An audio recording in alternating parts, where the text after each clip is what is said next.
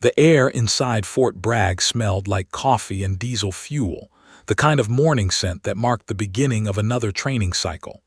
Dawn light filtered through the window of the small corner office, painting everything in shades of gray and amber. Outside, 200 boots hammered the parade ground in perfect rhythm. Drill sergeants barked cadence. Engines rumbled to life across the motor pool. Inside the quiet office, Captain Maya Corwin sat motionless before 4 glowing monitors. Her eyes were the color of winter sky, pale blue-gray that never seemed to blink when she studied footage. Dark hair pulled back tight against her skull, uniform pressed to knife edges. Hands folded on the desk, fingers laced together with the stillness of someone who had learned long ago that movement wasted energy. She was 34 years old and looked younger, except for the eyes. Those eyes had seen things that added decades. The monitors displayed drone footage from 3 different time zones: Iraq, Syria, Afghanistan. She tracked flight patterns, wind speeds, radio interference zones. Numbers scrolled past. She memorized them without writing anything down. Her right hand held a pen that never touched paper. On the desk beside her keyboard sat 12 manila folders stacked with military precision. Each one bore a red stamp, classified, eyes only. Her assignment to Fort Bragg had raised eyebrows 2 years ago. A Marine Corps officer stationed at an Army Special Operations base was unusual but not unprecedented. The official designation read Joint Task Force Liaison Special Operations Command. It sounded impressive, meant nothing. She pushed papers, coordinated schedules, kept her head down. The Army Rangers and Green Berets who filled the base barely knew she existed. That suited her fine. Invisibility had become her specialty. She reached for the 7th folder, opened it slowly. Inside, a photograph of a man. His face was redacted with thick black bars, but his posture remained visible, tall, broad shoulders. The way he stood suggested someone who smiled easily even in combat zones. Beneath the photo, nearly every word was blacked out. Name, redacted. Service number, redacted. Status, redacted. Her finger traced the edge of the photograph. For 3 seconds her expression changed. Not much, just a tightening around the eyes, a shift in breathing. Then it passed and she was stone again. The phone on her desk rang. She glanced at the screen. Unknown number. Area code she didn't recognize. The phone rang 4 times. She didn't pick up. It went silent. She returned her attention to the photograph, studying the shape of shoulders she had once known as well as her own. Across the base, in the main briefing hall, Colonel Jack Briggs strode through double doors like a man who owned every inch of ground he walked on. At 48, he carried himself with the easy confidence of someone who had survived 3 wars and come home with more medals than regrets. His boots struck the tile floor with measured authority. 20 officers stood at attention as he entered, backs rigid, eyes forward. Among them, Lieutenant Sarah Kincaid held her position in the front row. 28 years old, sharp as a bayonet, with ambition that showed in the way she never missed a detail. She watched Briggs move to the podium, watched the way everyone else watched him. Power recognized power. She intended to have it someday. Briggs stopped at the podium, didn't speak immediately, let the silence build. Old instructor trick, make them wait, make them lean forward. Gentlemen, lady, his voice carried without effort. Task Force Greystone has a situation. He clicked a remote. The screen behind him flared to life. Satellite imagery, mountainous terrain, a small compound barely visible among the trees. Fort Raleigh Outpost, 8 miles north of here, went dark at 0200 hours last night. Murmurs rippled through the room. Kincaid's eyes narrowed. She raised her hand. Briggs nodded at her. Sir, Fort Raleigh isn't on any military registry I've seen. What is it? Briggs's jaw tightened slightly. Black site, weapons testing. Everything about it is classified, Lieutenant. which is why we're having this conversation in a closed room." He clicked to the next slide. Damage assessment photos. Generator with precise bullet holes. Communications cables severed with surgical cuts. Every piece of equipment disabled but not destroyed. Someone hit the facility last night. Took out power, comms, and mobility. No casualties, not even injuries, but the entire operation is dead in the water. A major in the third row leaned forward. "Militia." "Negative, this was professional, military-grade precision, subsonic rounds, perfect shot placement." Briggs zoomed in on one of the bullet holes. "Whoever did this wanted us to know they could have killed everyone, but chose not to." Kincaid studied the image. "That's a message, sir." "Correct." Briggs's eyes swept the room. "The question is what message, and from who?" In the back corner of the auditorium, nearly invisible in the last row, Maya Corwin sat with a clipboard balanced on her knee. She hadn't been invited to this briefing. She rarely was. But the doors were open to all senior staff, and technically, she qualified. No one paid attention to the quiet woman who took notes and never spoke. She looked at the photographs on the screen. Her eyes tracked the angles, calculated wind resistance, estimated range. Her pen moved across the paper, but she wasn't writing words. She was drawing trajectory lines, mapping sight angles, reconstructing the shots from the impact patterns. 0 casualties, 36-hour window, Phase 1 complete. The thought came unbidden. She breathed out slowly, a controlled exhale that kept her heart rate steady. Her hand tightened around the pen until her knuckles went white. Briggs continued.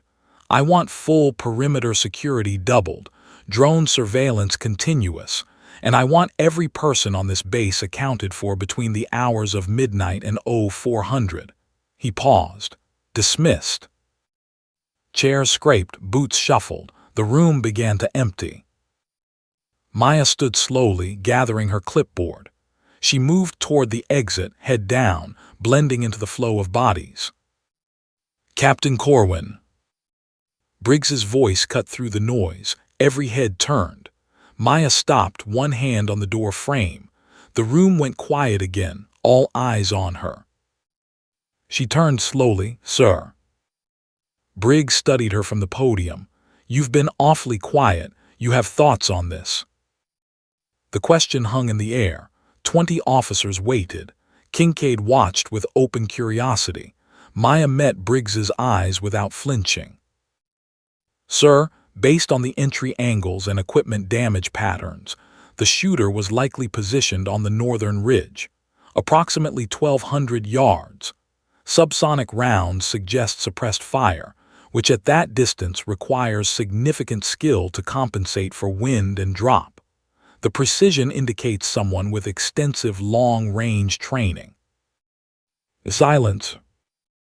Briggs's expression didn't change. "Fascinating analysis, Captain, but this is field work, not desk theory." Light laughter scattered through the room, not cruel, just dismissive, the kind that said they'd heard enough from the woman who pushed papers. Maya didn't react. "Yes, sir. We'll handle this with boots on the ground, not spreadsheets." More chuckles. Someone whispered something. Maya's face remained perfectly calm. She nodded once. "Understood, sir." She turned and walked out. The door closed behind her with a soft click. In the third row, Sergeant Eric Vance watched her go. 32 years old, former Delta Force, now training the next generation. He'd seen her around the base, always alone, always quiet. Most people thought she was just another logistics officer who'd never seen combat. But something about the way she'd analyzed those shots bothered him. She hadn't guessed. She'd known. He pulled out his phone, pulled up the base personnel directory, typed in her name.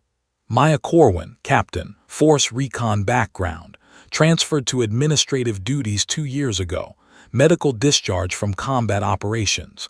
Most of her service record was redacted. Black bars covered dates, locations, unit assignments. Only fragments remained visible. Force Recon 2012 to 2018. Classified assignment. Medical discharge. Reason redacted. Vance stared at the screen. Force Recon didn't produce desk officers. They produced some of the deadliest soldiers the Marines had ever fielded. Whatever had happened to Maya Corwin, it had been significant enough to bury. He looked toward the door she'd exited through. She was already gone. That evening, Maya's apartment sat in silence. The space was small. One bedroom, kitchenette, bathroom. White walls bare except for a single framed photograph on a shelf near the window. Everything else was utilitarian. Bed made with hospital corners. Dishes washed and put away. Not a single item out of place. She stood at the window, still in uniform, looking out at the distant lights of the airfield. Planes took off and landed in regular intervals. Red lights blinking against the darkening sky. She watched them the way some people watch the ocean, finding peace in the rhythm. Behind her on the shelf, the photograph waited. She turned from the window, walked to the shelf, picked up the frame with both hands. The photo showed two people in desert camouflage.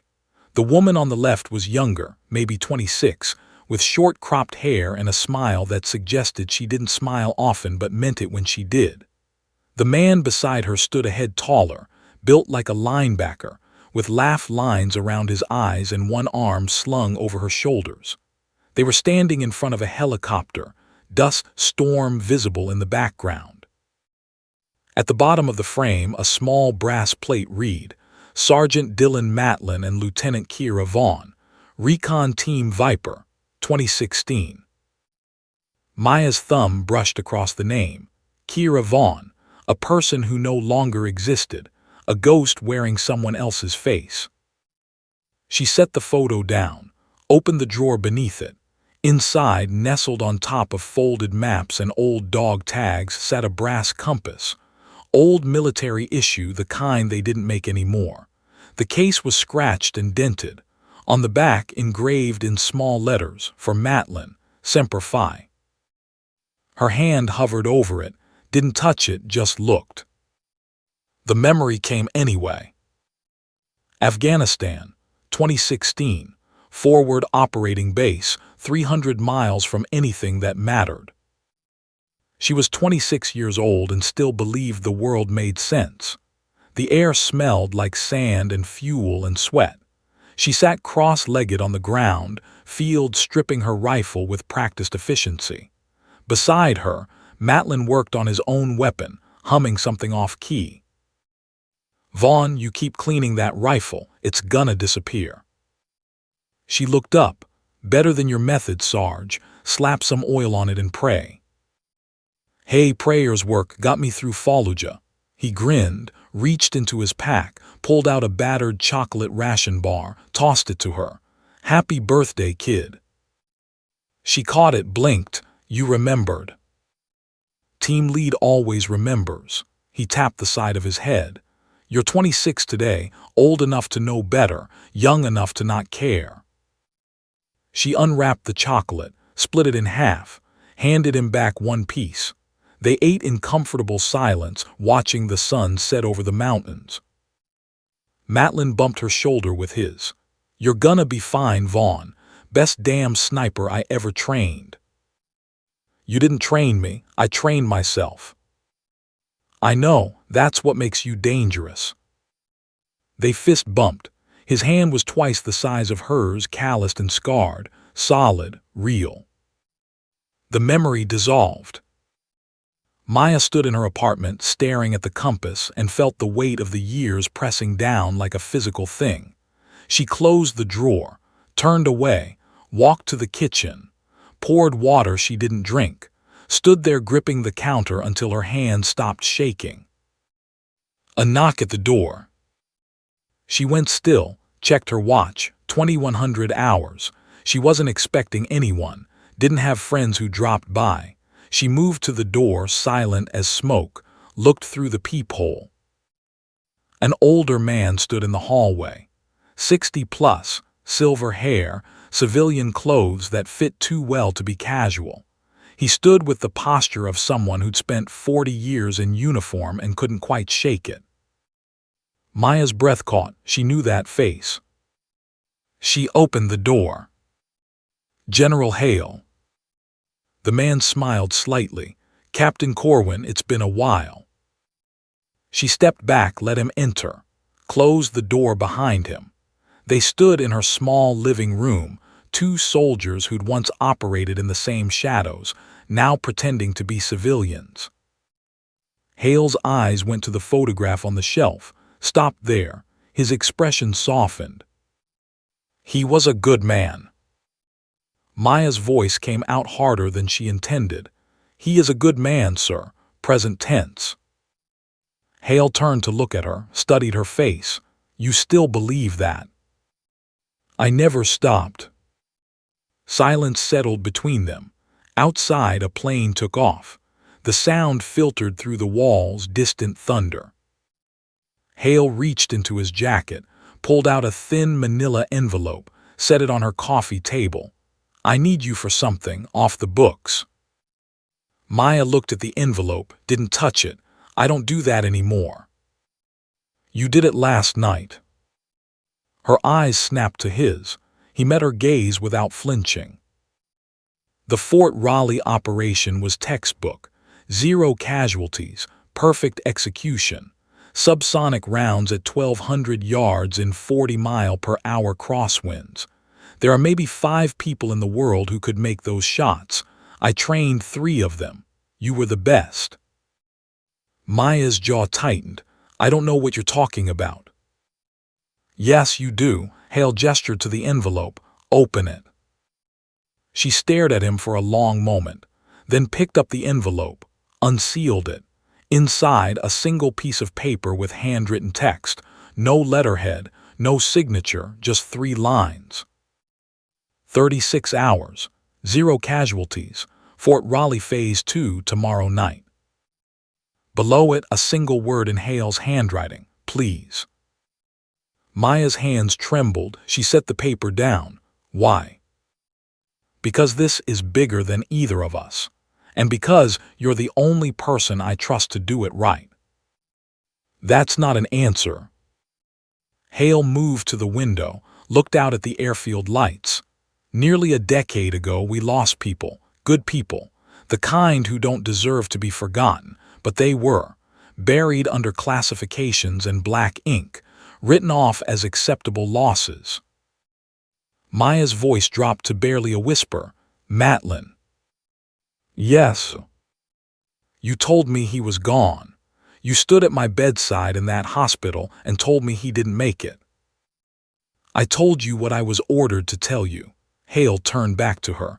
"I was wrong, and I've spent years trying to make it right." "What are you saying?" He walked back to the coffee table, set down a second item, a small USB drive no bigger than her thumb. "Watch this, alone, tonight, then decide." Maya stared at the drive like it might explode. Hale moved toward the door, stopped with his hand on the knob. "Kira." She flinched at the name. No one had called her that in years. "The man I knew wouldn't want you to stop. He'd want you to finish what he started." The door opened, closed, he was gone. Maya stood alone in her apartment, staring at the USB drive. Outside, another plane took off, engines screaming into the night sky. She didn't move, didn't breathe, just stood there, frozen between the person she'd become and the ghost of who she used to be. Finally, she picked up the drive, walked to her laptop, sat down at the small kitchen table, inserted the drive with hands that shook so badly she almost dropped it. One file appeared, video classified 092024, MP4. She clicked it. The screen filled with grainy night vision footage, green-tinged darkness, timestamp in the corner, 2016-11-08, 3:47 hours, Afghanistan.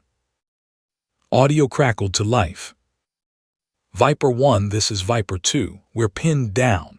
Ridge collapsed, requesting immediate evac. The voice was young, panicked her voice, years younger and terrified. Viper 2, I can't get a visual. Where are you? Another voice, deeper, Matlin. Cave entrance, grid 47 Bravo. Kira, if I don't make it, tell my daughter I. Explosion, white flash across the screen. Then static, just static and the sound of her younger self screaming. Matlin, Dylin, respond. A different voice cut through. Command, cold, professional. Viper 1 abort, collapse 2 severe, return to base, that's an order. Her voice again breaking. No, I can still. Lieutenant Vaughn, return to base, now. The video cut to black. Maya sat frozen. Tears streamed down her face.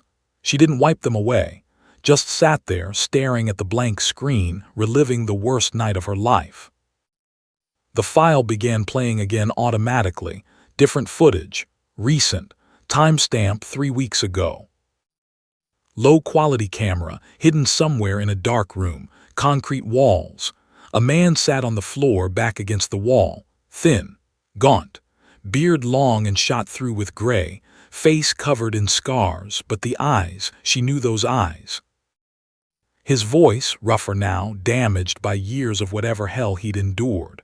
My name is Sergeant Dylan Matlin, service number 4729681. If anyone sees this, tell Kira Vaughn I don't blame her. She had orders. I'd have done the same.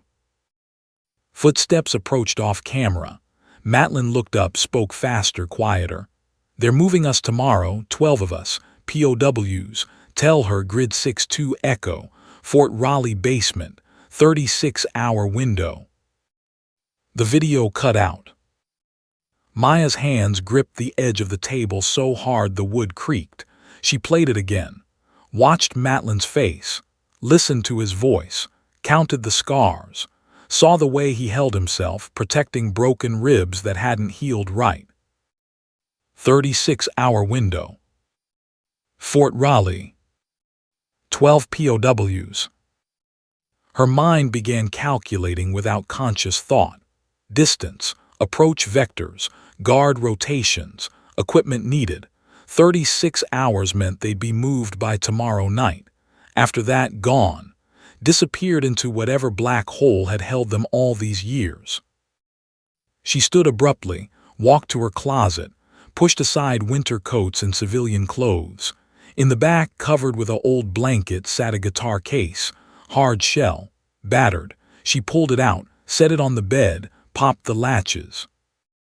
Inside, nestled in custom-cut foam, a rifle lay in pieces.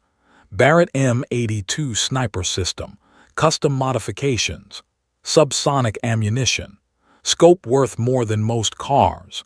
She'd maintained it obsessively for years, even though she'd sworn never to use it again. Her hands moved without thought. 45 seconds later, the rifle was assembled. She loaded a magazine, chambered a round. The familiar weight settled into her hands like coming home. She whispered to the empty room, to the ghost of a man she'd failed all those years ago, to the photograph on the shelf. Dylan, I'm coming.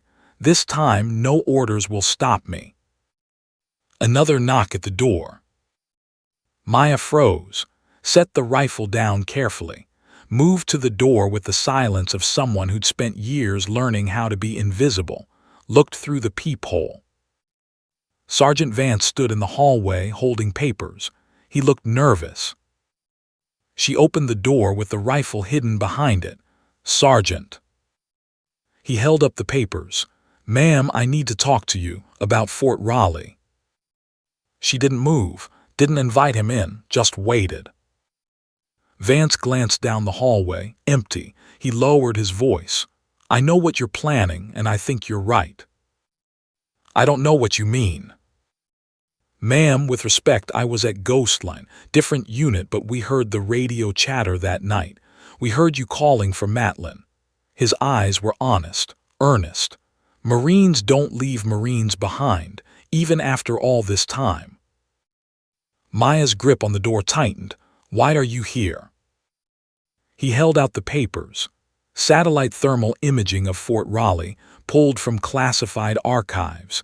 There's a basement level, not on any blueprint, but thermal shows 12 heat signatures below ground. She took the papers, scanned them quickly. He was right. 12 distinct signatures, basement level, heavily shielded but visible to the right equipment. Why are you helping me? Vance met her eyes.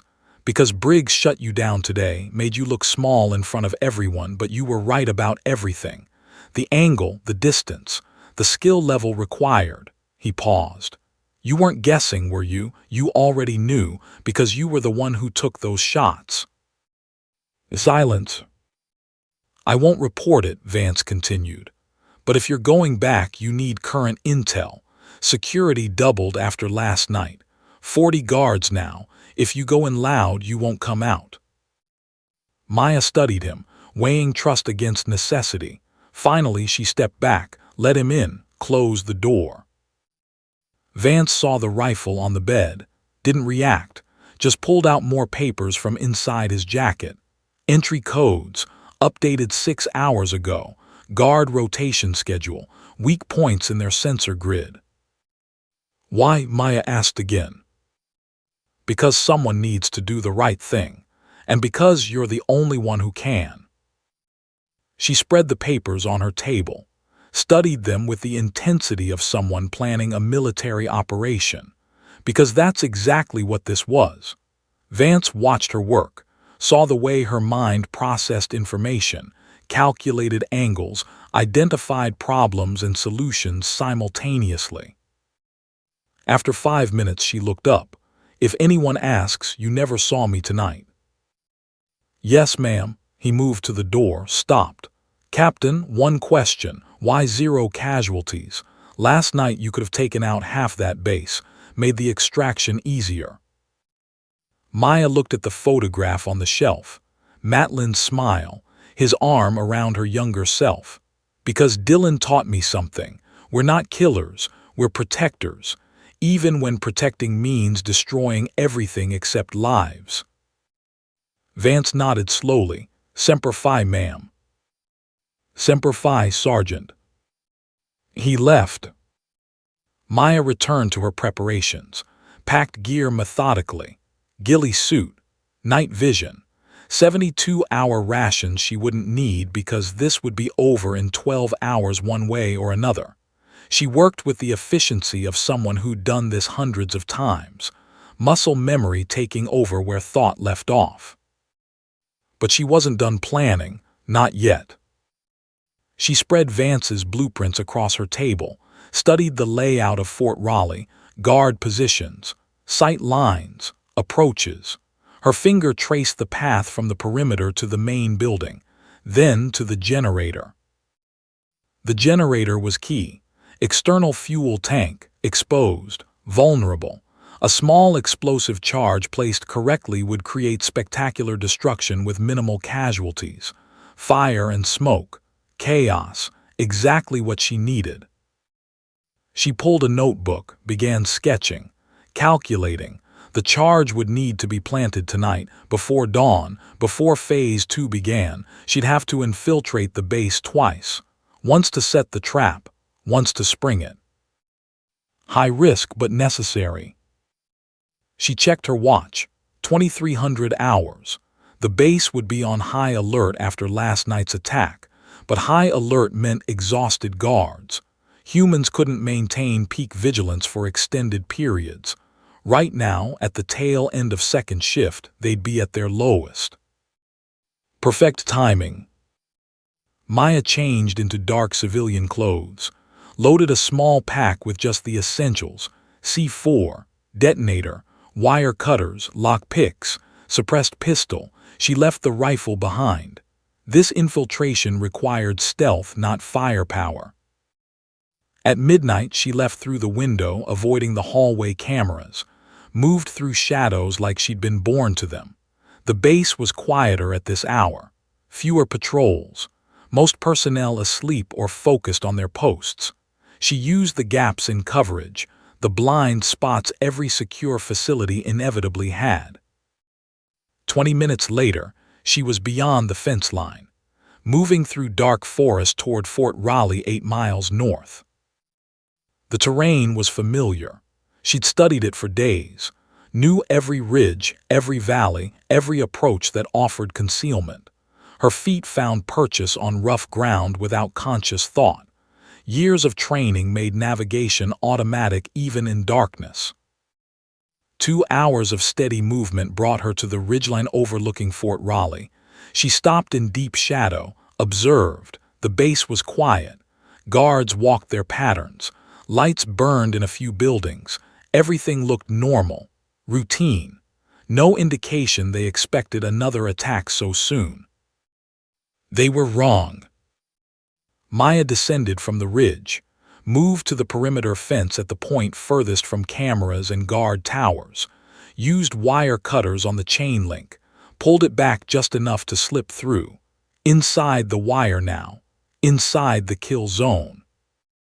She crossed 50 yards of open ground in absolute silence, reached the generator building, pressed herself flat against the wall, listened. No footsteps, no voices, just the mechanical hum of equipment. The fuel tank sat on the building's north side. Large, metal, full. She pulled the C4 from her pack, shaped it carefully around the base of the tank where the explosion would channel upward. Maximum spectacle, minimum lateral blast. The guards 50 feet away would feel the shockwave but survive it. She attached the detonator, wireless, encrypted frequency. She'd trigger it from her hide site tomorrow when the moment was right. The placement took 8 minutes. She backed away, checked her work from 10 feet. Invisible unless you knew exactly where to look. Perfect. Now came the dangerous part, getting out. She retraced her steps to the fence, slipped through the gap, pulled the chain link back into position. From even close inspection, it would appear intact. She climbed back up the ridgeline, reached her planned hide site as the first gray light of false dawn appeared in the east. Maya settled into position, pulled camouflage netting over herself, became part of the landscape. The C4 was planted, the detonator in her pocket, phase 1 complete. In 12 hours she would press the button, create chaos, and bring Dylan Matlin home. She allowed herself 3 hours of light sleep, the kind combat soldiers learned, never deep, always alert, ready to wake at the slightest sound. When her internal clock said 0600, her eyes opened. The base below was coming to life. Guard shift change, morning routines, normal activity. No one had found the explosive yet. No alarms, just another day. Maya permitted herself a small smile, then assembled her sniper rifle, loaded the magazine, settled into firing position, and waited. Across the base in his office, Colonel Briggs sat reviewing security footage. He'd been at it for hours, going over every frame from 2 nights ago, looking for patterns, anomalies, anything that would tell him who'd hit Fort Raleigh with such precision. Lieutenant Kincaid knocked on his open door. "Sir." "Come in, Lieutenant." She entered, tablet in hand. "I've been going through personnel records like you asked, cross-referencing anyone with sniper training and access to subsonic ammunition. And there's a name that keeps coming up, but it doesn't make sense." Briggs looked up. "Show me." She handed him the tablet. On screen, a service record, most of it redacted, but the photograph was clear. Maya Corwin, younger in this photo, harder, wearing combat gear instead of desk uniform, and beneath the photo a different name. Lieutenant Kira Vaughn, Force Recon, Sniper Team Viper, 2012 to 2018, status KIA, Afghanistan, Operation Ghostline. Briggs stared at the photo, then at the name. His face went white. "Sir," Kincaid's voice came from far away. "Do you know her?" He stood slowly, walked to his filing cabinet, pulled out a folder so old the edges were yellow. Inside, deployment photos from 2016, training exercises. He found the one he was looking for. A group photo, 15 soldiers, and there, third from the left, younger but unmistakable, Kira Vaughn, standing next to a large man with a wide grin. The man's name tag read Matlin. Briggs set the photo down next to the tablet. Same face, different name. "She's supposed to be dead," he whispered. Kincaid leaned closer. "Sir, Captain Corwin clocked out at 1800 hours last night, but base security shows her locker was accessed at 2340, and the guitar case she usually carries, it's gone." Briggs's head snapped up. "A guitar case?" "Yes, sir, she takes it everywhere. Never plays it, just carries it." He was moving before he finished thinking. Out the door, down the hallway, boots pounding on tile. Kincaid followed, nearly running to keep up. They reached Maya's office, door locked. Briggs didn't hesitate, used his master key, threw the door open. The office was pristine, computer off, files locked away. But on the desk, clearly visible, sat the 12 classified folders, arranged in perfect order, and on top of them a single sticky note with 2 words in neat handwriting. 36 hours. Briggs picked up the 7th folder, the one he'd seen her looking at earlier, opened it. Inside, the redacted photo of a man, and beneath it a name he'd thought he'd buried long ago. Sergeant Dylan Matlin. "Jesus Christ," he turned to Kincaid. "Get me a security team, now, full tactical, and find out where Captain Corwin is." "Sir, what's going on?" He looked at her with eyes that had seen 3 wars and thought nothing could surprise him anymore. "The ghost we hit at Fort Raleigh 2 nights ago, it wasn't an outsider, it was one of ours, and she's going back." Kincaid pulled out her radio, started issuing orders. Briggs stood alone in Maya's office, holding the photograph of a dead man, and realized he'd made the worst mistake of his career. He'd trained Kira Vaughn, made her into one of the most effective snipers the Corps had ever produced. Then he'd buried her, thought she was gone. But ghosts don't die, they just wait, and when they come back with purpose. On the ridgeline overlooking Fort Raleigh, Maya Corwin moved through the pre-dawn darkness like smoke through trees. She wore the night like a second skin, every step placed with precision, every breath measured.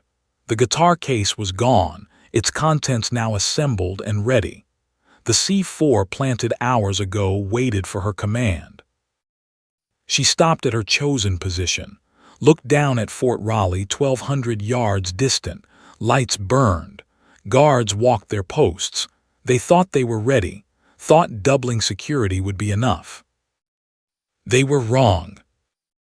Maya knelt, opened her pack, pulled out the final pieces of equipment she'd need, settled into position behind the fallen log she'd identified days ago.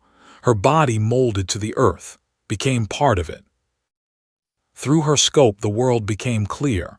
Wind speed, temperature, humidity, distance, angle, every variable calculated in the space between heartbeats. The detonator rested in her pocket, waiting. Soon she would press it, create the chaos she needed, and bring 12 men home.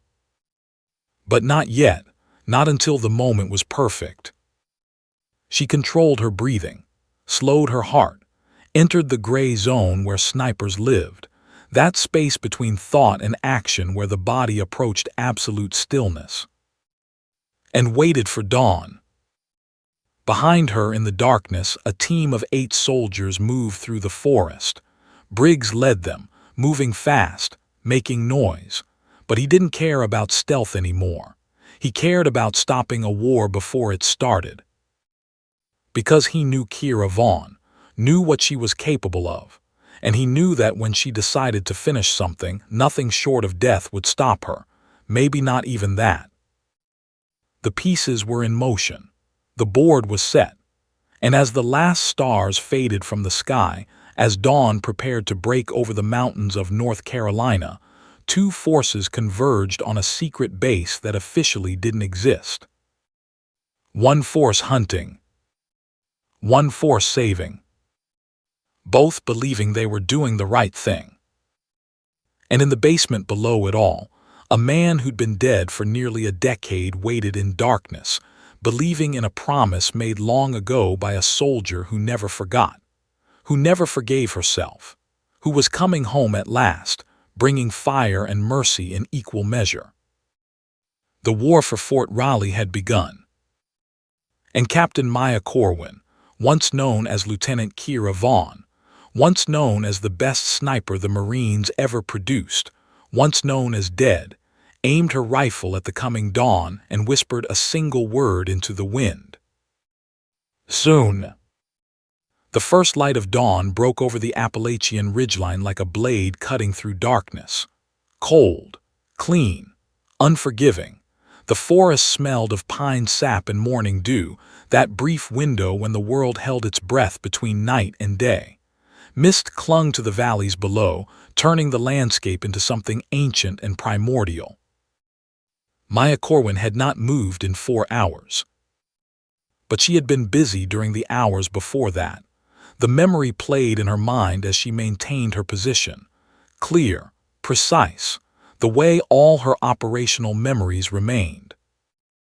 3 hours before dawn, she had moved through this same forest like a wraith. The base below had been quieter then, graveyard shift, guards at their lowest alertness. She'd approached from the northwest, where the fence line ran closest to heavy tree cover. Wire cutters made quick work of the chain link. The gap she created was small, just large enough. Inside the perimeter, she'd counted her steps, memorized the distances. 52 paces to the generator building. The structure sat isolated from the main compound, a vulnerability they hadn't considered. She'd pressed herself against the rough concrete wall, felt the vibration of machinery inside, listened to the mechanical heartbeat of diesel engines. The external fuel tank had been exactly where the blueprints showed. 10 feet tall, steel, painted olive drab. She'd shaped the C4 with practiced hands, placed it at the base where the tank met its concrete pad.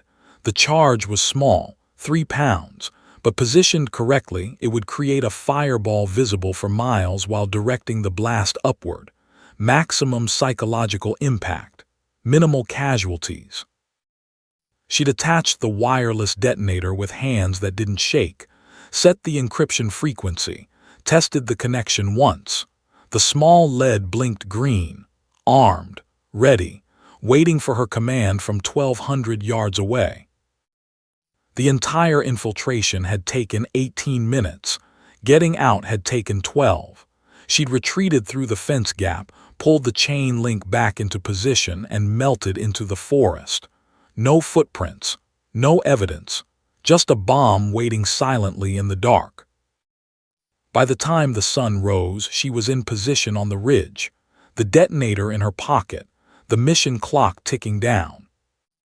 Now her body had become part of the earth, ghillie suit blending perfectly with the fallen log, the scattered leaves, the rough bark. Even from 10 feet away, she would have been invisible. From 1,200 yards, she was a myth. Her breathing had slowed to 4 breaths per minute, heart rate 42 beats. The state snipers called the gray zone, where the body approached stillness so complete it bordered on meditation. Through her scope, Fort Raleigh stirred to life.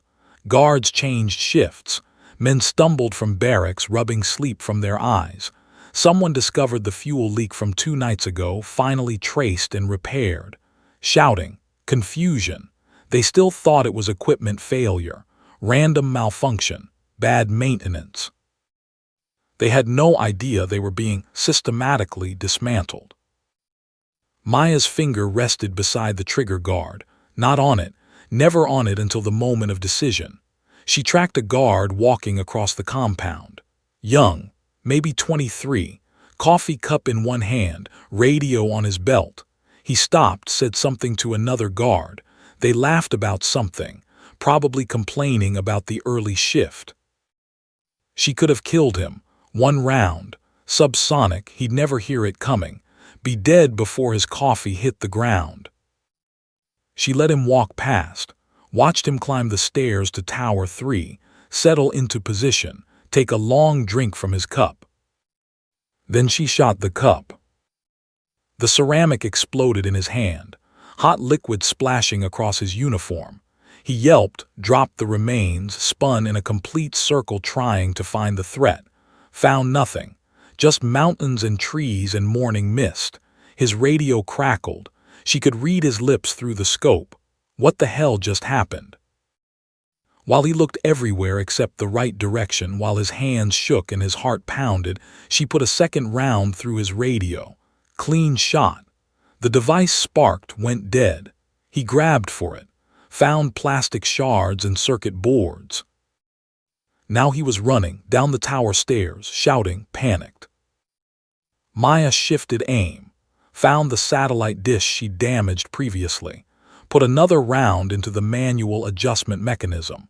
The dish tilted another 15 degrees. Signal strength would drop to barely functional. They'd spend hours trying to figure out why communications were degrading.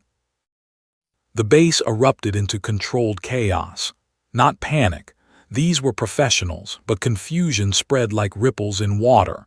Equipment failing, systems degrading, no visible enemy, no incoming fire on personnel, just infrastructure crumbling piece by piece. Inside the command center, Colonel Jack Briggs stood before a wall of monitors, watching his carefully ordered world fall apart. He'd arrived 30 minutes ago with his tactical team, drove through the gates expecting to find a war zone.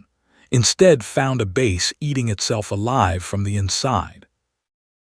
Lieutenant Sarah Kincaid stood beside him, tablet in hand, trying to make sense of contradictory data. Sir, we've had 14 separate system failures in the last 6 hours. Generator, communications, vehicles, sensors, but there's no pattern, no logic to it. Briggs didn't take his eyes off the screens. There's a pattern. We're just not seeing it. Sorry. Whoever hit us before didn't leave. They're still here, watching, waiting. He pointed to the thermal imaging display. But we've got nothing. No heat signatures outside the wire except wildlife. It's like they're invisible. That's not possible. Kira Vaughn was trained to be impossible. Kincaid felt something cold settle in her stomach. She'd spent the last 12 hours researching that name, cross-referencing databases, reading redacted files, piecing together fragments of a story that officially didn't exist. Lieutenant Kira Vaughn, Force Recon, Sniper Team Viper, declared KIA in Afghanistan, 2018, but the body was never recovered. The mission details were classified beyond her clearance. And Captain Maya Corwin had arrived at Fort Bragg 6 months after Kira Vaughn's official death. Same build, same age. Service record so heavily redacted it was almost blank. She dismissed it as coincidence. Different people, similar backgrounds. The military had thousands of female officers. But the more she looked, the less coincidental it seemed. Maya's apartment, which Kincaid had searched under orders, had been sterile, empty, except for one photograph, 2 soldiers in Afghanistan, a woman with Maya's eyes, a man with a familiar smile. She'd run facial recognition on the man. Sergeant Dylan Matlin. Status, KIA Operation Ghostline 2016. The same operation where Kira Vaughn had allegedly died. Kincaid had spent 3 hours last night staring at classified reports, trying to understand. Operation Ghostline had been a disaster. Ambush, ridge collapse, multiple casualties. The after-action report was vague, contradictory. It read like a cover-up. And now Captain Maya Corwin, who looked exactly like the supposedly dead Kira Vaughn, had disappeared. along with equipment that included a guitar case she'd never opened in anyone's presence, a case the right size to hold a disassembled sniper rifle. "Sir," Kincaid said carefully, "if Captain Corwin is Lieutenant Vaughn, why would she attack us? What's her objective?" Briggs looked at her sharply. "You figured it out." "I think so, but I don't understand why." "Because she thinks we have something she wants." He pulled up a different screen, facility layout, basement level, or someone. "The classified assets in the basement." "Exactly." Briggs's expression was grim. "If she knows about them, if she knows who they are, then this isn't vandalism. It's a rescue operation." Kincaid's mind raced. The 12 detainees. Their files are sealed. I couldn't access them. But if one of them was connected to Vaughn, to Operation Ghostline. "Then she's not attacking us," Briggs finished. "She's coming home." The realization hit Kincaid like a physical blow. This wasn't terrorism, wasn't revenge. This was a soldier operating alone, taking on an entire military installation to save someone who mattered. The audacity of it, the skill required, the sheer determination. Part of her, the part that had joined the military because she believed in honor and duty, wanted to admire it. Another part, the part that followed orders and respected chain of command, knew she should stop it. She looked at Briggs. "What do we do, sir?" His jaw tightened. "We move the assets now. If we relocate them before she can act, we maintain control. And if she intercepts during transport, then we find out just how good she really is." He keyed his radio. "All units, prepare to relocate basement assets. We're moving them in 30 minutes. On the ridge, Maya heard every word through the radio she'd taken from an unconscious guard hours ago. They were moving Matlin, moving all 12 POWs. 30 minutes. Her mission timeline had just collapsed. She'd planned to wait until full daylight. Wait until guard shift change created confusion. Wait until she had every advantage. Now she had 30 minutes to do what should take 3 hours. Her hand moved to the detonator in her pocket. Small device. Red button under a safety cover. Connected wirelessly to 3 pounds of C4 she'd placed on the generator building's external fuel tank hours ago while the base slept. This wasn't the plan was surgical, precise. Controlled. This was going to be loud, messy, desperate. But Dylan Matlin had waited nearly a decade. She wasn't going to make him wait another day. Maya flipped the safety cover, pressed the button. The explosion was beautiful and terrible. The fuel tank didn't just explode. It erupted. A fireball 30 feet high, orange and red and white hot, climbing into the morning sky like a miniature sun. The shockwave rattled windows across the compound. Alarms screamed. Men dove for cover. The generator building became an inferno. But Maya had placed the charge precisely. The blast went up, not out. The fireball was spectacular, terrifying, all-consuming, but it killed no one. The nearest guard was 50 feet away and untouched, just deafened, blinded by the flash, terrified. Every light in Fort Raleigh went dark. Emergency backup systems kicked in. Red emergency lights, battery-powered, dim. The compound went from bright morning sunshine to apocalyptic twilight in 3 seconds. Briggs grabbed the edge of the console to steady himself. "Report." "Generator destroyed, sir. Switching to backup power. Fire suppression engaging." "Casualties?" "None reported, sir. Blast pattern suggests shaped charge. Meant for destruction, not personnel." Briggs smiled without humor. "That's her. All units to the generator. Fire suppression priority. Get it under control." Kincaid grabbed his arm. "Sir, if everyone goes to the generator, the basement is undefended." "I know," Briggs pulled his sidearm, checked the magazine. That's what she's counting on, come on. They ran for the stairs. Outside, Maya was already moving. The moment the fireball bloomed, she broke position, left the rifle hidden in her carefully constructed hide, took only her sidearm, knife, and the pack containing tools she'd need, ran down the ridge at a controlled sprint, covered 400 yards in 90 seconds. Hit the perimeter fence at full speed, didn't slow, used wire cutters on the chain link, pulled it back, slipped through, inside the wire now, inside the kill zone. 50 yards to the main building, every guard focused on the fire. She crossed the distance like a shadow, reached the wall, pressed herself flat against concrete. The ventilation shaft she'd used for reconnaissance was 15 feet above ground. She pulled a collapsed climbing pole from her pack, extended it, locked it, jammed it against the wall at an angle, climbed, fast. No safety equipment, just grip strength and years of suppressed rage driving her upward.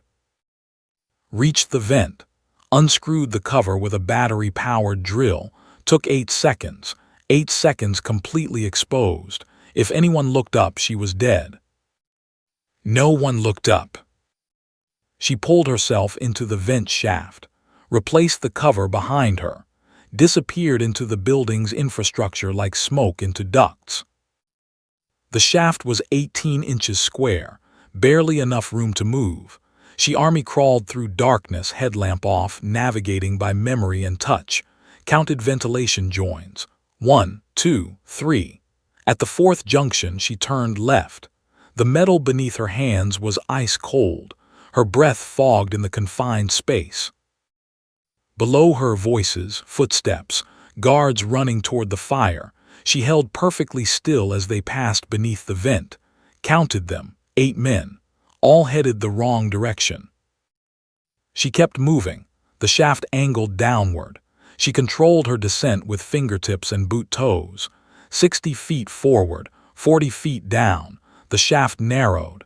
She exhaled completely, made herself smaller, squeezed through.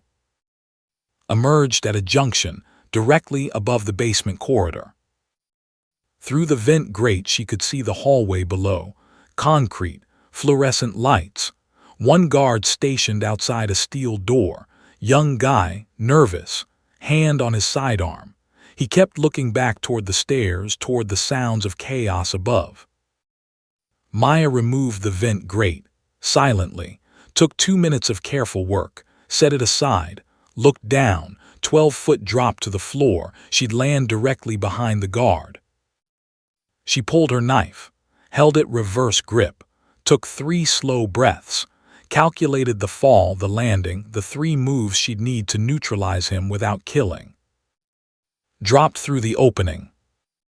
Fell silent as snow, landed on the balls of her feet. Guard heard something, started to turn. She was already moving, wrapped her left arm around his throat, cutting off blood flow, not air. Sleeper hold, perfect pressure. He struggled for 3 seconds, went limp. She lowered him gently to the floor, took his keys, his radio, left him alive and unconscious. The steel door had 3 locks. She used the keys. Click, click, click, pulled the door open. Darkness beyond. She clicked on her headlamp. Red light wouldn't destroy night vision. 12 pairs of eyes stared back at her from the darkness. 12 men in a concrete cell, chained to the walls, thin, filthy, bearded, wearing clothes that might have once been uniforms but were now just rags. They looked at her like she was a hallucination, like their minds had finally broken and conjured rescue from desperation. One man sat apart from the others, larger frame though emaciated now, scars across his face that hadn't been there before, gray in his beard that made him look decades older. But the eyes, she'd know those eyes in any darkness. Dylan Matlin stared at her, his mouth opened, closed, opened again. Kira. Her voice came out steadier than she felt. Hello, Dylan. You're real. Yeah, She moved into the cell, pulled lockpicks from her pocket, knelt beside him, started working on his chains. I'm real, and I'm getting you out. There are 40 guards upstairs. 32 now, I've been keeping count. The first shackle clicked open. She moved to the second, and most of them are fighting a fire that doesn't need fighting. A younger POW, maybe 25, spoke from across the cell. His voice was rough from disuse. Who are you? Maya didn't look up from the lock. Someone who's late. I'm sorry it took so long. The second shackle opened. Matlin's hands were free. He rubbed his wrists where metal had worn grooves in the skin, looked at her like she might disappear if he blinked. All this time, Kira, they told us you were dead. I was for a while. She moved to the next prisoner, started picking his locks, but ghosts are hard to keep down. Matlin stood, unsteady, muscles atrophied from years of confinement. He caught himself against the wall. How many are you? Just me. That's insane. Yeah, well, I learned from the best. She freed the second man, moved to the third. Her hands worked automatically. Pick, feel, turn, click. Years of guilt made her fingers precise. There's a tunnel, north wall, hidden door. It'll take you 300 yards into the forest. Sergeant Vance is waiting with transport at grid 52 Charlie. Vance, Eric Vance. Same one, he sends his regards. Fourth man freed. She moved faster now, finding rhythm. When you get to the rally point, tell him Viper One sends her compliments. He'll understand. Matlin grabbed her shoulder, gently but firm. You're coming with us. No, fifth lock, sixth. I need to make sure you get out. Someone has to stay behind and buy time. Kira, that's suicide. It's tactical, there's a difference. She freed the eighth man. Ninth. I know this building, know the sight lines, know every place to hide. They don't. I can keep them busy for 20 minutes, that's all you need. I'm not leaving you again. She stopped, looked up at him, nearly a decade of regret between them. You didn't leave me, Dylan, I left you, and I've been living with that every day since. So please let me do this. Let me make it right. 10th man free. 11th, 12th. All 12 POWs stood now, weak, stumbling but standing, free for the first time in all those lost years. Maya moved to the north wall, felt along the concrete, found the seam invisible to casual inspection, pressed 3 specific points in sequence. Ancient mechanism, Cold War relic. The wall section swung inward on hidden hinges, revealed a tunnel beyond, dark, wet, smelling of earth and abandonment. 300 yards, slight upward incline, exit is camouflaged, push hard and it'll open. She pulled a small LED flashlight from her pack, handed it to Matlin. Go, now. Matlin took the light, didn't move. What's the plan after we leave? You don't need to know that. Kira. She met his eyes. I'm going to make sure they remember Viper Team. Make sure they know what happens when you leave Marines behind. Then I'm going to disappear, again. And this time stay disappeared. That's not a plan, that's revenge. Maybe, but it's my choice. She pushed him gently toward the tunnel. You've got 11 men counting on you. Be their sergeant, get them home. The other POWs were already entering the tunnel, moving as fast as weakened bodies allowed. Matlin hesitated at the entrance. If you die doing this, I'll never forgive you. If I die doing this, we're even. She smiled, small, sad. Go, Dylan, please. He looked at her for a long moment, then nodded, turned, entered the tunnel. The last thing she saw was his broad back, thinner now, disappearing into darkness. The same view she'd had years ago, but this time he was walking toward freedom, not death. She closed the hidden door, reset the mechanism, turned back to the empty cell. Pulled her radio, keyed the transmit button, spoke clearly into the static. "This is Captain Maya Corwin, call sign Viper 1 to all Fort Raleigh personnel. The 12 prisoners you've been holding illegally for nearly a decade are now free. They're going home, and there's nothing you can do to stop it." She released the button, counted to 3. Her radio exploded with responses, shouting, orders, confusion, and underneath it all, Briggs's voice, cold and controlled. "Viper 1, this is Colonel Briggs. Stand down. We can resolve this." Maya smiled, keyed the mic again. "Hello, Colonel. Thanks for the training. Really came in handy." "Kira, don't do this." "Already done. Your prisoners are gone, your base is crippled, and you never saw me coming. How does that feel?" Silence on the radio, then Briggs's voice quieter now.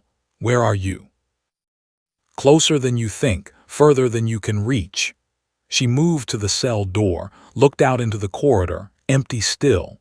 "You taught me a lot, Colonel, precision, patience, how to turn infrastructure into weapons, but you forgot to teach me when to stop.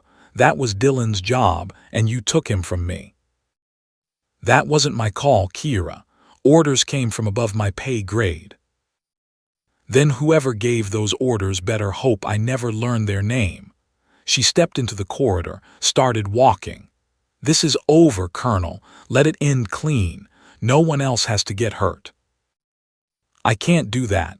You've assaulted a military facility, freed prisoners. That's court-martial at minimum, prison time more likely. For freeing American POWs held illegally on American soil, I'll take my chances with that court-martial." She reached the stairs, started climbing. "Tell your men to stay back, Colonel. I'm leaving. Don't make me go through them to do it." She turned off the radio, dropped it, kept climbing. 2 flights up, 3, 4. She emerged on the main floor. The building was chaos, men running, radios crackling, smoke detectors screaming. The fire outside had been contained, but the confusion remained. Maya moved through it like a ghost, stayed close to walls, avoided sight lines, every step calculated. She'd memorized this building's layout from Vance's blueprints, knew where cameras pointed, knew where guards would naturally position, knew the gaps in their coverage. She slipped into a maintenance corridor, followed it to an exterior door, emergency exit, alarmed. She pushed it open anyway. The alarm added to the cacophony. One more sound in the symphony of chaos. No one would trace it. Outside, morning sunlight. She crossed 20 yards of open ground to the motor pool, found the vehicle she'd identified earlier. Civilian contractor truck. Keys in the ignition because this was a secure facility and no one expected theft. She climbed in, started the engine. Drove slowly toward the main gate. The guards there were distracted, trying to coordinate response to the fire, the prisoner escape, the radio declaration. They waved vehicles through without really looking. Just wanted to keep traffic moving, keep confusion from getting worse. Maya drove past them, through the gate, onto the access road, didn't speed, didn't draw attention, just another contractor leaving early because of the emergency. She made it half a mile before the roadblock appeared. 3 Humvees blocking the road, 12 soldiers armed, waiting, and standing in front of them, arms crossed, face grim. "Colonel Jack Briggs." Maya stopped the truck, 30 yards away, sat with her hands visible on the steering wheel, waited. Briggs walked forward, alone, stopped 10 yards from her door. They looked at each other through the windshield. Years collapsed into a moment. He spoke loudly enough to carry. "Step out of the vehicle, Captain Corwin." She opened the door slowly, climbed out, hands empty, visible, non-threatening. "Colonel." "Where are they?" "Gone, safe, beyond your reach." "I have 50 men searching those woods. We'll find them." "No, you won't, because Sergeant Vance extracted them 20 minutes ago. They're halfway to Camp Lejeune by now. By the time you figure out where they went, they'll be in federal custody, FBI, not military, and their story will be on every news channel by tonight. Briggs's jaw tightened. You've destroyed your career, your life, for what? 12 men who should have died years ago. They're not just 12 men. Maya's voice was steady, calm. They're 12 witnesses to corruption, to illegal weapons trafficking, to war crimes committed by U.S. personnel. They're the evidence that brings down everyone who thought they could bury the truth. You don't know what you're talking about.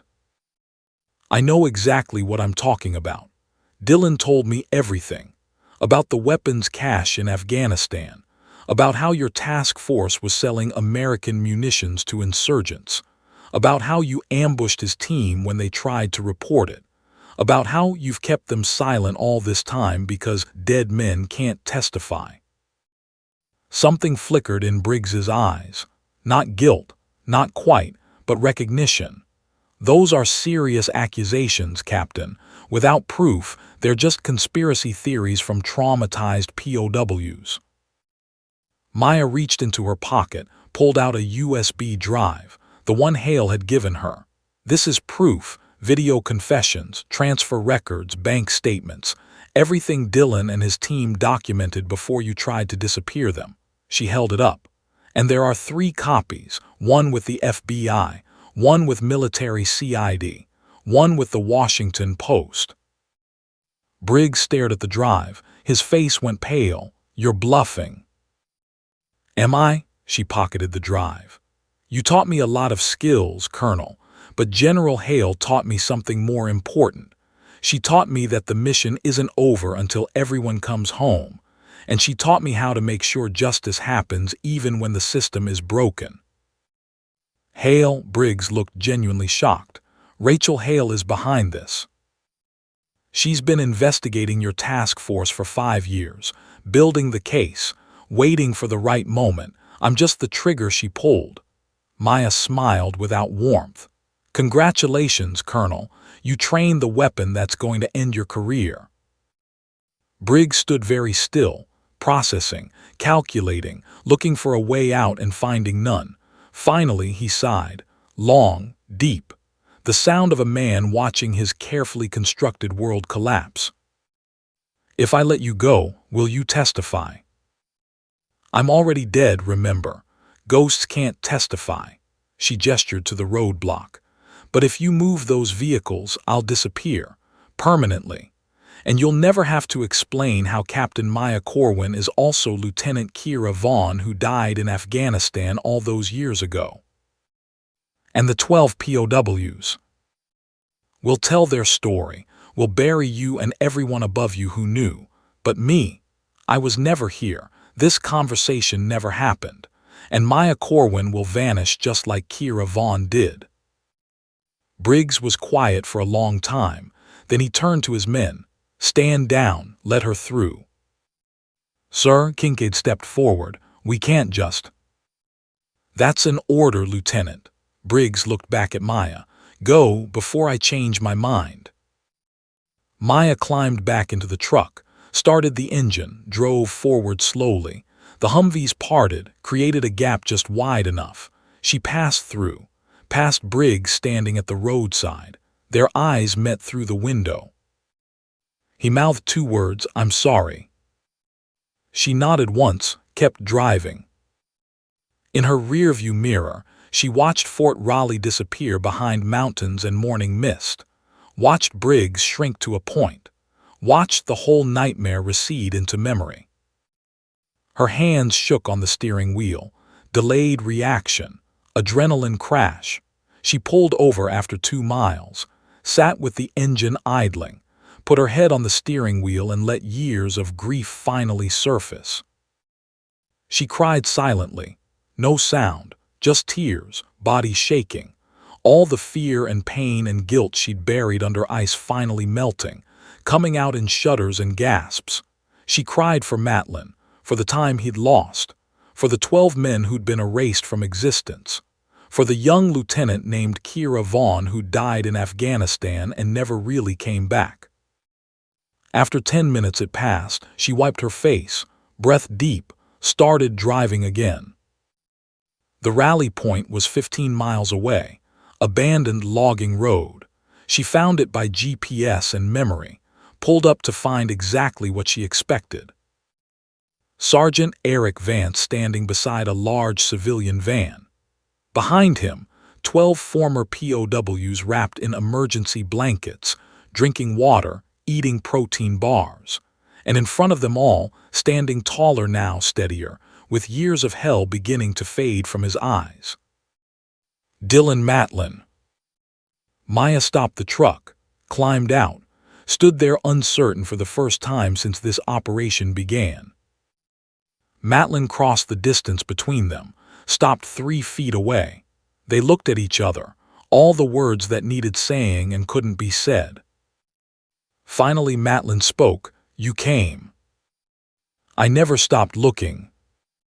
All this time, Kira, they told me you were gone. I had to be. It was the only way to stay alive long enough to find you." She gestured at the 12 men behind him, "To find all of you. Why risk everything?" Maya's voice was quiet but steady. "Because you're my brother, and I don't leave family behind." Matlin's eyes glistened. He pulled her into a hug, carefully, like she might break. She hugged back, hard, holding onto years of guilt and finally letting it go. They stayed like that for a long moment. 2 soldiers who'd survived different kinds of hell and somehow found their way back to each other. When they separated, Vance approached. "Ma'am, we need to move. FBI is en route, but we should get these men to Camp Lejeune Medical first." Agreed. Maya turned to the 12 POWs, studied each face. "You'll be debriefed, examined, asked 1,000 questions, but you're free now, really free, and no one can take that away." The youngest one, the 25-year-old, stepped forward. "What do we tell them about who rescued us?" "Tell them the truth, that Sergeant Matlin never stopped believing someone would come, that you survived because you're Marines and Marines don't quit, but leave me out of it." She smiled slightly. "I was never here. I'm a ghost, remember." Matlin shook his head. "They deserve to know your name." "They'll learn it someday when it's safe, but not today." She pulled out her keys, handed them to Vance. "Get them home, Sergeant." "What about you, ma'am?" "I have one more stop to make." She looked at Matlin. "Then I'm gone for real this time. New name, new life, somewhere quiet." "Where?" "Better you don't know. That way you can honestly say you don't know where Kira Vaughn disappeared to." Matlin grabbed her hand, pressed something into it. She looked down. His dog tags, worn smooth from years of constant wear. The metal still warm from his skin. "So you remember," he said quietly, "that you saved us, that it mattered." She closed her fingers around the tags, nodded, couldn't speak past the lump in her throat. Vance loaded the 12 POWs into the van. Matlin climbed in last, looked back at Maya standing alone in the clearing, raised his hand in salute. She returned it, sharp, precise, the way they'd been taught a lifetime ago. The van drove away, dust rising behind it. Maya stood watching until it disappeared around a bend, until the engine sound faded, until she was alone with just the forest and the morning sun and the weight of dog tags in her hand. She climbed into the contractor truck, drove in the opposite direction, away from Camp Lejeune, away from Fort Bragg, away from everything she'd been and everyone who'd known her. 2 days later, the news broke. Every major network carried the story. 12 American POWs rescued from illegal detention, held for nearly a decade in secret facilities. Anonymous tip to FBI led to dramatic raid. Task Force Greystone under investigation. Colonel Jack Briggs arrested. Charges pending. Congressional hearings announced. The 12 men told their stories. Camera crews captured their reunions with families who'd thought them dead. Politicians gave speeches about justice and accountability. The military scrambled to control the narrative. No one mentioned a ghost. No one mentioned Captain Maya Corwin. No one mentioned Lieutenant Kira Vaughn. The official story said FBI Special Operations conducted the rescue, classified methods, brave agents, national heroes. The 12 POWs went along with it, told the truth about their captivity, about Briggs, about the corruption. But when asked who freed them, they said the same thing. Someone who understood what it meant to never leave a Marine behind. 3 months after the rescue, Fort Bragg held a memorial ceremony. For the 12 men who'd been listed as KIA for years and were now miraculously alive, families attended, media covered it, generals gave speeches. Dylan Matlin stood in dress uniform, 40 pounds heavier now, health returning. His daughter beside him, 17 years old, meeting her father for the first time in all those lost years. He placed a folded flag at the memorial, added a small brass compass, worn smooth, engraved on the back for Matlin, Semper Fi. Lieutenant Sarah Kincaid, promoted to captain now, watched from the crowd. She'd been the one to arrest Briggs, had testified at his preliminary hearing. Her career was ascending while his crashed, but she watched Matlin place that compass and wondered. She'd read all the reports, studied all the evidence. The operation that freed those POWs was too precise to be luck, too perfect to be FBI standard tactics. Someone had planned it, executed it, vanished without a trace.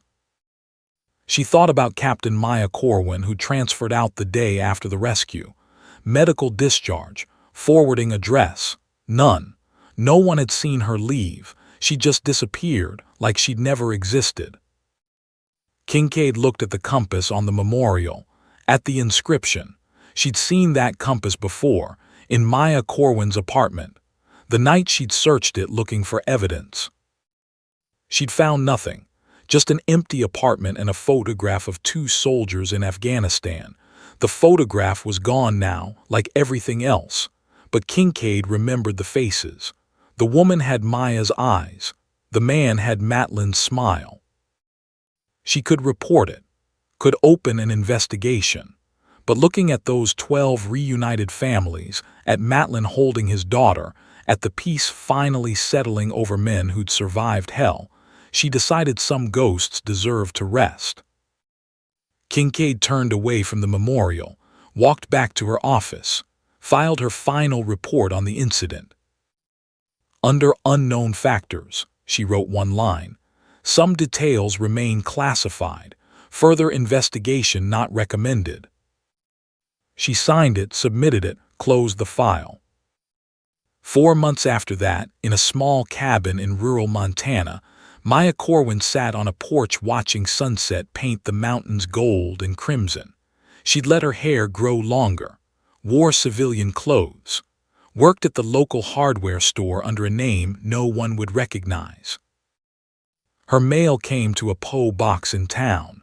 Once a month she picked it up, usually junk, occasionally a letter from General Hale with no return address, updates she didn't ask for, news about trials, about justice slowly grinding forward. Today, the box held something different.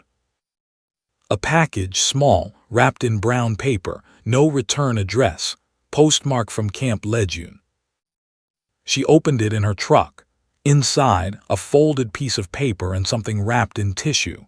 She unfolded the paper first. Matlin's handwriting, shaky but determined. Kira, you gave me back my life, gave me back my daughter, gave 12 men their futures. We will never forget, we will never tell, but we will always be grateful. This belonged to you. Now it's time for it to come home. Semper Fi, Dylan. She unwrapped the tissue. Inside, a flight helmet, old, worn, visor scratched from sand and combat, on the side faded but still visible nose art. A black falcon gripping a coiled viper. Maya sat in her truck in the Montana parking lot, holding a ghost of her former life, and smiled. Not sad, not regretful, just peaceful. The kind of peace that comes from finishing something important, from keeping a promise, from bringing family home. She drove back to her cabin, placed the helmet on a shelf beside her bed. Beside it, she set Matlin's dog tags, 2 relics from 2 lives. 2 reminders that some things matter more than orders, more than careers, more than survival.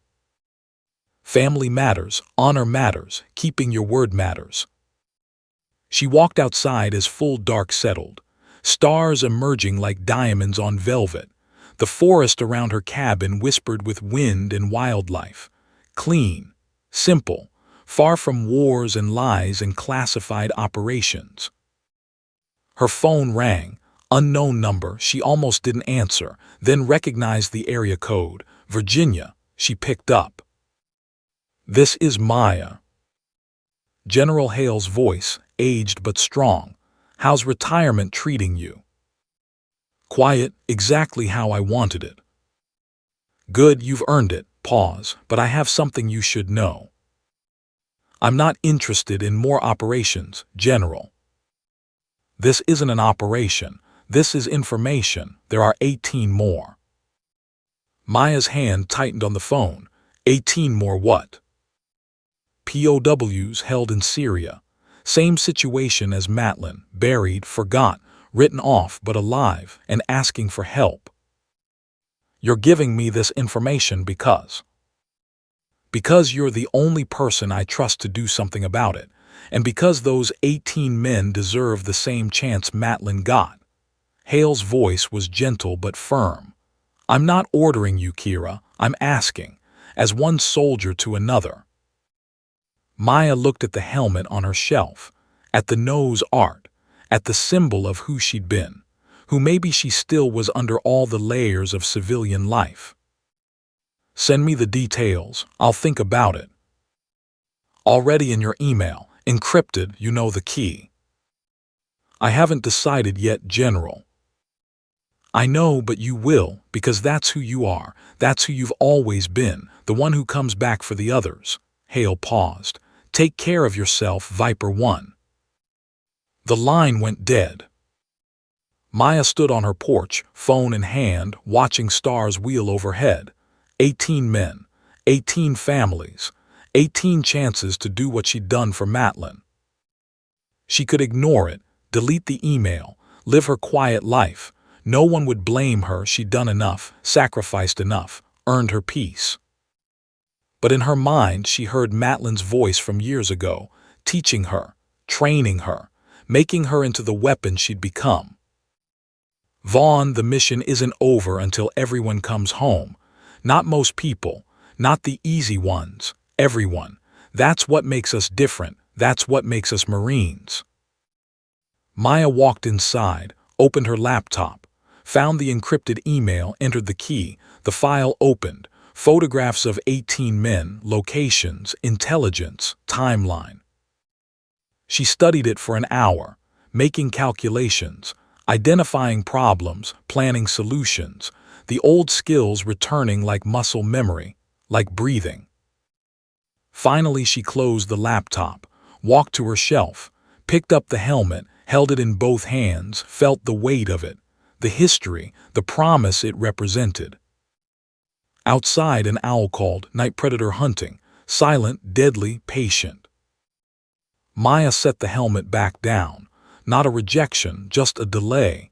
She wasn't ready yet, wasn't sure she'd ever be ready again.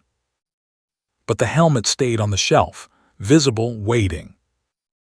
And in the darkness of her cabin, in the silence of the Montana wilderness, Captain Maya Corwin, once Lieutenant Kira Vaughn, once Viper 1, once the best damn sniper the Marines ever produced, stood at a crossroads between peace and duty.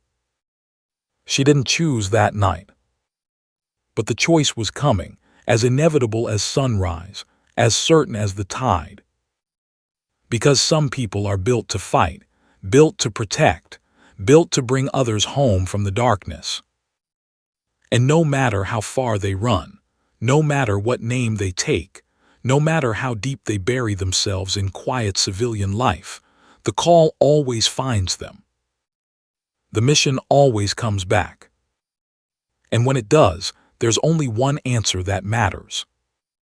Maya walked to her window, looked out at the mountains silhouetted against stars, whispered to the night, to the 18 men waiting in Syrian prisons, to Dylan Matlin back home with his daughter, to General Hale working her network, to the ghost of Kira Vaughn that still lived inside her. Not yet, but soon. The forest had no answer, just wind through trees, stars wheeling overhead, the patient, eternal quiet of wild places. But somewhere in that quiet a promise was made, a decision forming like ice, a ghost preparing to rise one more time. Because 18 men were waiting. And Marines don't leave Marines behind. Ever. 3 weeks after the rescue, Washington, D.C. wore autumn like a uniform. Trees along the National Mall blazed copper and gold.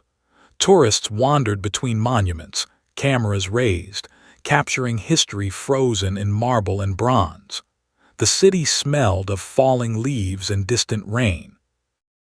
Inside, a nondescript federal building 4 blocks from the Capitol, a different kind of history was being made. The military tribunal convened in a windowless room on the 3rd floor. Wood-paneled walls, American flag in the corner, seal of the Department of Defense mounted behind the judge's bench. 40 people sat in gallery seats, lawyers, stenographers, observers from the Inspector General's office. And in the front row, 12 men in dress uniforms, wearing medals they'd earned nearly a decade ago but only received last week. Dylan Matlin sat among them, ramrod straight despite the lingering weakness in his legs. Physical therapy had helped. Time had helped more. But some damage ran too deep for complete healing. He'd learned to live with it, the way soldiers learn to live with all their scars. The door opened.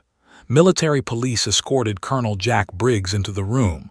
He wore his dress uniform, stripped of rank insignia. No medals. No ribbons, just bare green fabric and the weight of disgrace. His face was haggard, gray. He'd aged a decade in 3 weeks. The judge, a 3-star general named Morrison, looked over his reading glasses. The accused will rise. Briggs stood, shoulders back, eyes forward. Even in ruin, he maintained his bearing. Old habits died hard. Morrison read from a document. Colonel Jack Briggs, you stand accused of conduct unbecoming an officer, conspiracy to commit war crimes, illegal detention of U.S. military personnel, and treason. How do you plead? The room held its breath. Briggs spoke clearly. Guilty, sir, to all charges. Murmurs rippled through the gallery. Morrison raised his hand for silence. You understand that a guilty plea at this stage bypasses trial and moves directly to sentencing, that you waive your right to present a defense. I understand, sir. And you make this plea of your own free will, without coercion. Yes, sir. Morrison studied him for a long moment. Very well. Does the accused wish to make a statement before sentencing? Briggs turned slowly, looked at the 12 men in the front row. His eyes found Matlin, held there. I have no defense for what I did, no excuse that would make it right. I told myself I was following orders, protecting national security, keeping secrets that needed keeping. He paused. But the truth is simpler than that. I was protecting myself, my career, my reputation. And when Sergeant Matlin and his team discovered evidence that threatened me, I chose my comfort over their freedom, over their lives. His voice was steady but hollow, like a man confessing sins he'd carried too long. For all those years I knew where they were, knew they were suffering, knew their families believed them dead, and I did nothing, because doing something would have meant admitting what I'd done, would have meant facing consequences. He looked back at Morrison. I don't deserve mercy. I don't deserve understanding. I deserve exactly what's coming. Morrison wrote something. Anything else? Briggs looked at Matlin again. One thing, sir. The people who rescued these men, whoever they were, I hope they know they're better soldiers than I ever was. Better people. They did what I should have done all that time ago, and I'm grateful someone had the courage I lacked. He sat down. Morrison conferred quietly with the two officers flanking him. After 5 minutes, he spoke. Colonel Jack Briggs, this tribunal finds you guilty on all charges. You are hereby sentenced to 30 years confinement at the United States Disciplinary Barracks, Fort Leavenworth. All rank, pay, and benefits are forfeit.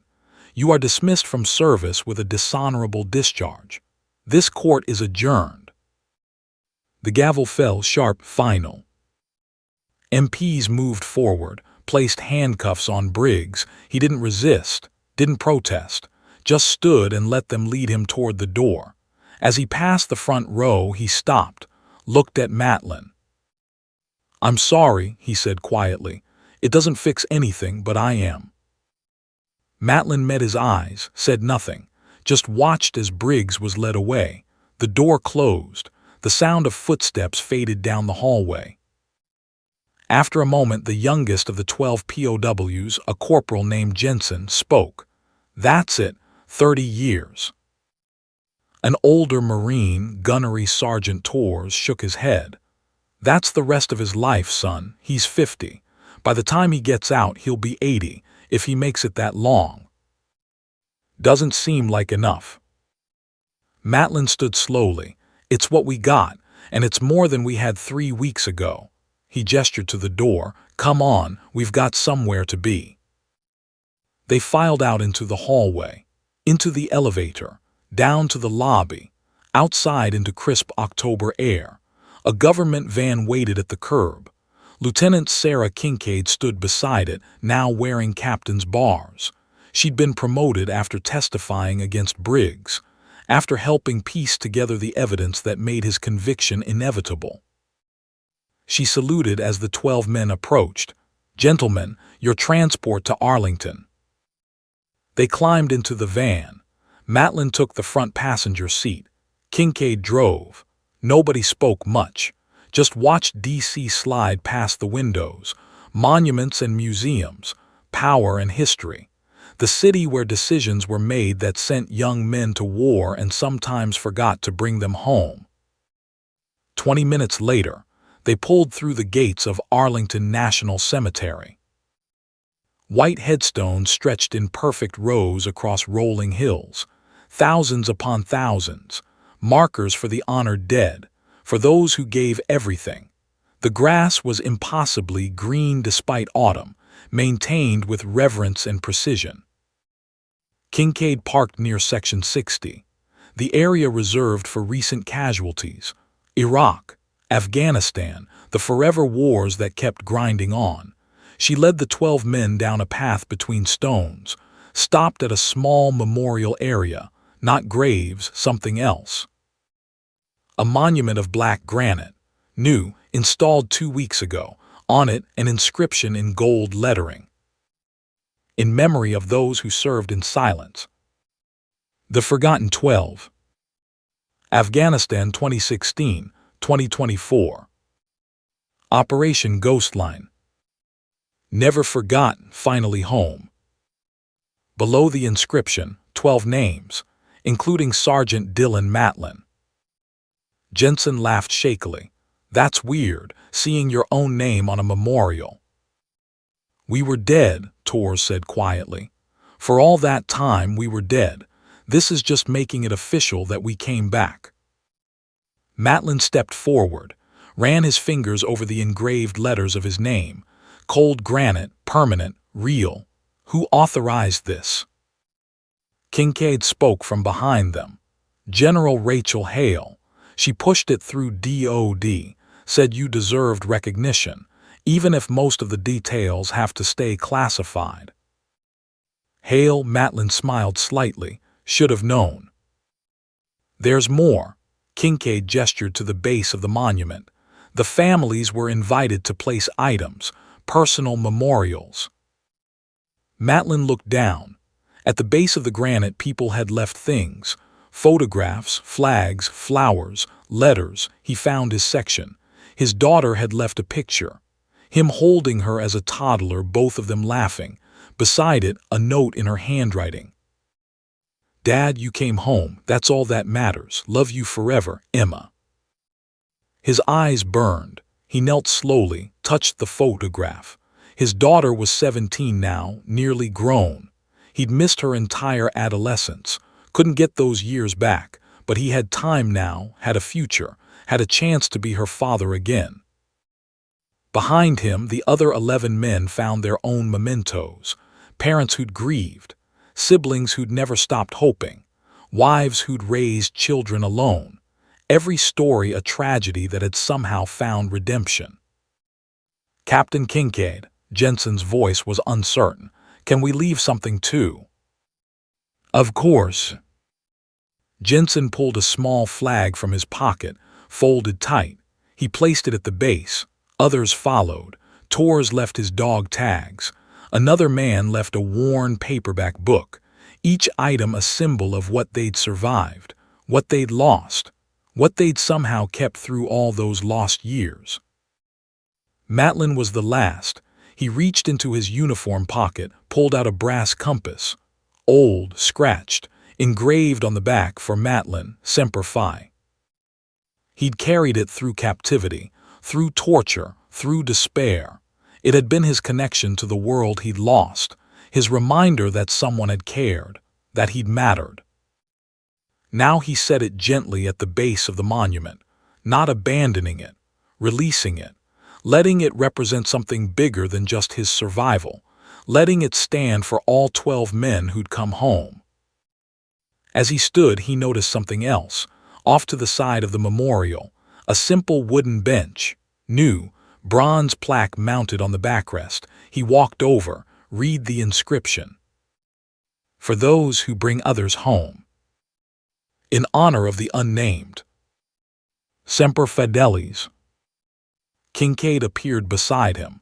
General Hale again. She was very specific about the wording. Matlin sat on the bench, looked at the memorial, at his name carved in stone, at the compass gleaming in afternoon sunlight. The unnamed. She's talking about Viper One, isn't she? Kincaid was quiet for a moment. "I don't know what you mean, Sergeant."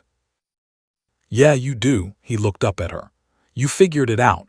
Captain Maya Corwin, Lieutenant Kira Vaughn, same person, different names, the ghost who saved us." Kincaid sat beside him. "If I had figured that out, I'd be obligated to report it, open an investigation, pursue it until I had answers. But you haven't." "No, I haven't." She looked at the memorial. "Some things are more important than regulations, more important than needing to know everything. Those 12 men are home. That's what matters. How it happened, who made it happen, those are details that can stay in the shadows. She deserves recognition. She has it from the people who matter, from you, from them." Kincaid gestured to the other 11 men. "From everyone who knows that someone cared enough to risk everything. That's the recognition that matters, not medals, not ceremonies. Just knowing that when the world forgot, one person remembered." Matlin was quiet, then nodded. "You're a good officer, Captain." "I'm learning from good examples." She stood. "Take your time here, Sergeant. The van will wait." She walked away, left Matlin sitting on the unnamed hero's bench, looking at his own memorial, holding memories of a ghost who'd kept her promise. The other 11 men gradually joined him, sat on the grass around the bench. Nobody spoke for a long time, just existed in the peaceful quiet of Arlington, surrounded by the honored dead, no longer among them but forever changed by having been counted as such. Finally, Tors broke the silence. What do we do now, after all this, after everything? We live, Matlin said simply. We go home to our families. We rebuild the lives we lost. We remember the ones who didn't make it, and we keep going. That's it. That's everything. Matlin looked at each man. We were given a second chance. Most people don't get that. We honor it by not wasting it, by being present, by being grateful, by being the men we were trained to be. Jensen stared at his hands. I don't know how to do that anymore. Don't know how to be normal. None of us do, Matlin said, but we figure it out together. We check on each other, support each other. Remember that we're not alone. He tapped the bench. And we remember that someone thought we were worth saving, worth risking everything for. We live in a way that proves they were right. Silence again, but different this time, not heavy, lighter, like a burden shared became a burden halved. An hour later, they loaded back into the van. Kincaid drove them to the airport. 12 men heading to 12 different destinations, 12 families waiting, 12 futures beginning. At departures, they said their goodbyes, promised to stay in touch, exchanged numbers and email addresses, made plans for a reunion next year. All the things free men take for granted and formerly dead men treasure. Matlin was the last to enter the terminal. He stopped at the entrance, looked back at Kincaid standing beside the van. Captain, one question. Yes, Sergeant. If you ever do figure out where she went, where Viper 1 disappeared to, you won't tell me, will you? Kincaid smiled slightly. I wouldn't know where to start looking, Sergeant. Ghosts are very good at staying hidden. Good, he nodded. She deserves peace. After everything she did, after everything she gave up, she deserves to rest. I agree. He turned to go, stopped again. But if she ever needs anything, if she ever reaches out, you let me know, because some debts can never be repaid, but they can at least be acknowledged. I will, you have my word. Matlin entered the terminal. Kincaid watched until he disappeared into the crowd. Then she climbed back into the van, drove back toward the Pentagon, back to her office and her duties and the classified files she was supposed to pursue but had decided to let rest. On her desk when she arrived, a new folder, unmarked. She opened it. Inside, a single page, transfer orders for Captain Maya Corwin, medical discharge approved, final duty station, redacted, forwarding address, none, effective immediately. And at the bottom, a handwritten note from General Hale. Some soldiers serve best in silence. Let this one rest. She's earned it. Kincaid signed the approval, filed it, closed the folder, locked it in a cabinet that would gather dust for years, decades, perhaps forever. The official story of 12 rescued POWs would remain incomplete, the hero unnamed, the details classified. And Sarah Kincaid, who had once valued answers above all else, found herself at peace with the mystery. Because some stories didn't need neat endings. Some heroes didn't need parades. Some victories were measured not in recognition, but in the quiet knowledge that the right thing had been done. 6 months later, Fort Bragg held a dedication ceremony. The base had built a new memorial garden, designed for reflection, for remembering, for the families of fallen soldiers to find peace. At the center, a statue, bronze, life-sized, a soldier kneeling, rifle resting against one shoulder, eyes scanning distant horizons. The plaque read simply, "In honor of those who stand watch." 300 people attended the dedication. Generals, senators, Gold Star families, media, and sitting quietly in the back row, wearing civilian clothes and sunglasses despite the overcast day, Dylan Matlin and his daughter Emma. The speeches were predictable, noble, well-meaning. Matlin barely listened, just watched Emma beside him, 17 years old, beautiful, strong, alive and real, and his daughter. Every day with her felt like a gift he didn't deserve but would never take for granted.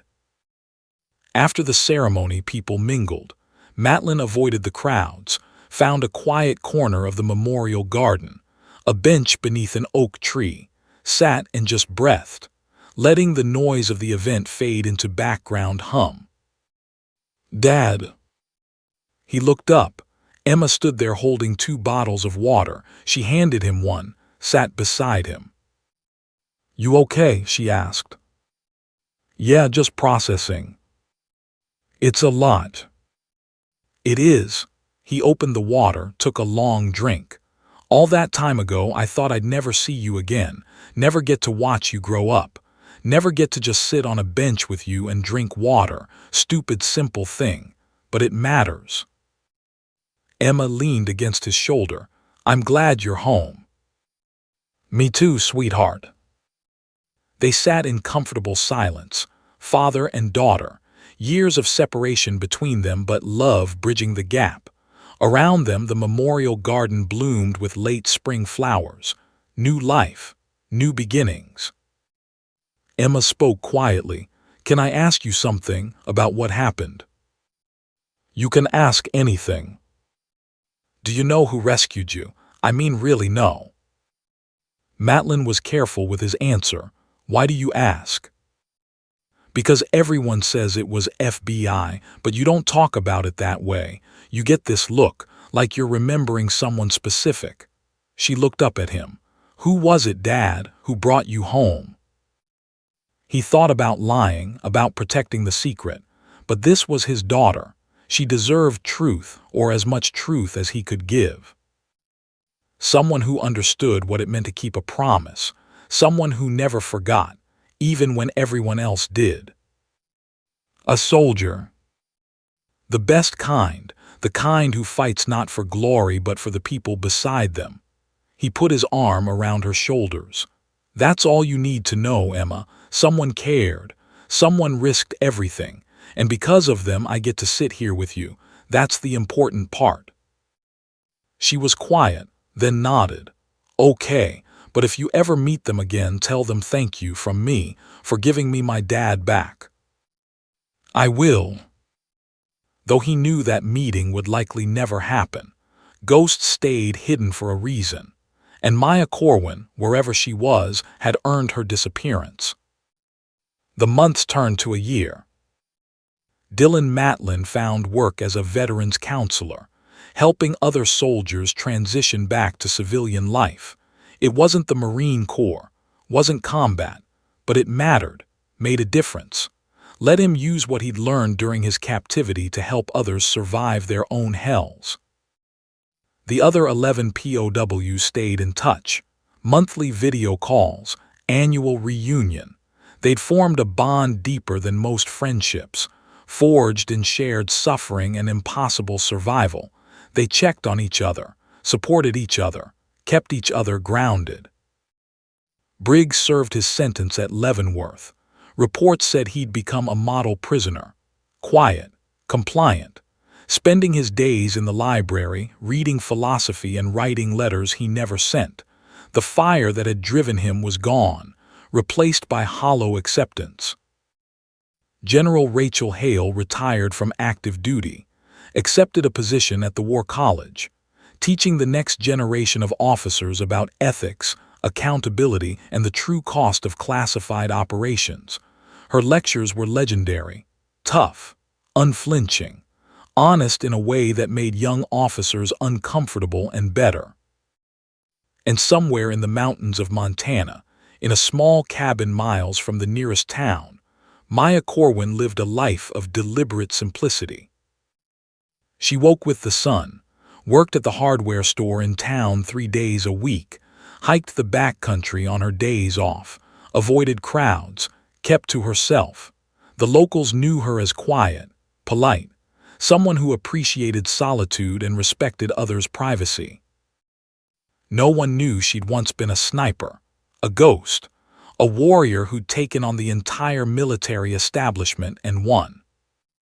Her cabin was sparse, bed, table, chair, wood stove, shelf with a few books, and on that shelf 2 items that didn't fit the minimalist aesthetic. A flight helmet with faded nose art, a falcon gripping a viper, and a set of dog tags on a worn chain, not hers, Matlin's. She looked at them every morning, reminders, anchors, proof that the ghost life she'd lived had mattered, that the sacrifices had meaning, that 12 men were home because she'd refused to forget. On the anniversary of the rescue, she received mail at her PO box, an envelope with no return address. Inside, a photograph. The 12 POWs standing at Arlington, around the memorial with their names, all of them smiling, alive, free. On the back, handwriting she recognized as Matlin's. 1 year, we're still here, still grateful, still remembering. Thank you for everything, Semper Fi, Dylan. She pinned the photo to the wall beside her bed. Let it be the last thing she saw before sleeping, the first thing she saw waking, proof that the mission had succeeded, that the cost had been worth it. The email from General Hale about the 18 POWs in Syria remained in her inbox, undeleted, unopened, waiting. Some nights late, when sleep wouldn't come, she'd stand at her cabin window and look at the mountains. Think about those 18 men, about their families, about the fact that she could help them the way she'd helped Matlin. But she'd also think about the cost, about the years she'd lived as a ghost, about the identity she'd abandoned, about the toll extraction operations took on the soul. She wasn't sure she could do it again, wasn't sure she wanted to. The peace she'd found in Montana was fragile, hard-won. She wasn't ready to give it up. Not yet. Maybe not ever. One evening in late autumn, 2 years after the rescue, Maya sat on her porch watching sunset paint the sky in shades of fire. The air smelled of pine and wood smoke, cold settling in as night approached. She wrapped a blanket around her shoulders, held a cup of coffee that had long since gone cold. A truck pulled up her long driveway. Unusual. She didn't get visitors. Her hand moved instinctively to the pistol in her jacket pocket. The truck stopped. Door opened. A man climbed out, tall, broad, moving with the careful deliberateness of someone whose body remembered trauma. He wore civilian clothes, jeans, flannel shirt, baseball cap. Maya stood slowly, recognition dawning like sunrise. Dylan Matlin walked toward her porch, stopped at the bottom step. They looked at each other across 3 feet of distance and 2 years of silence. "How did you find me?" Her voice was steady but quiet. "I didn't. General Hale did. Gave me the address 3 months ago, told me to wait to make sure you'd had enough time." He smiled slightly. "Figured 2 years was enough." "Why are you here?" "To say thank you, in person, not through letters or photographs, face to face, the way it should have been said 2 years ago." Maya gestured to the porch. "You want to come up?" "If that's okay." "It's okay." He climbed the steps, sat in the chair beside hers. They looked out at the mountains together, the sky deepening from gold to crimson to purple. Neither spoke for several minutes, just existed in the comfortable silence of 2 soldiers who'd survived their own kinds of hell. Finally, Matlin broke the quiet. "This is nice, peaceful." "It is." "You happy here?" Maya considered. "I'm getting there. Some days are easier than others, but yeah, I think I might be." "Good, you deserve it." "So do you. How's Emma?" "She's great. Graduating high school this year, talking about college, maybe joining the Air Force. I'm trying not to have an opinion about that." He laughed softly, failing but trying. "She'll make her own choice." "I know, doesn't make it easier." He pulled something from his pocket, small, wrapped in cloth. "I brought you something, or returning something, really." He handed it to her. She unwrapped it, the brass compass, engraved for Matlin, Semper Fi. You left this at the memorial, Matlin said, but it belongs to you, always has. Maya turned it over in her hands. I gave it to you when I thought you'd need something to hold on to remember you weren't forgotten. I know, and it saved me. More times than I can count, but the mission's over now. We're both home, and you should have it back. She held the compass, felt the weight of it, the history. Thank you for bringing it, for coming all this way. It wasn't just about the compass. Matlin looked at her directly. I needed to see you, to know you were okay, to tell you something I should have said 2 years ago when you opened that cell door. What's that? That you didn't fail me back then. I know you carried that guilt. Know you blamed yourself for not being able to save me when the ridge collapsed. But Kira, you did everything right. You followed orders. You survived. And because you survived, you were able to come back for me later, for all of us. His voice was thick with emotion. You didn't fail. You succeeded in ways that took years to understand. But the success was always there. Maya's eyes burned. She looked down at the compass. I should have found a way. There was no way, not then. The ridge collapsed, hundreds of tons of rock. You'd have died trying to reach me, and then we'd both be gone. He put his hand over hers. But you lived, and you spent all that time preparing for the moment when you could make it right. That's not failure. That's dedication. That's love. That's everything the Corps is supposed to be. A tear rolled down her cheek, just one. She didn't wipe it away. I missed you every day, every single day. I know, I felt it. Even in the darkness, I felt it. Knew someone was out there remembering. He squeezed her hand gently.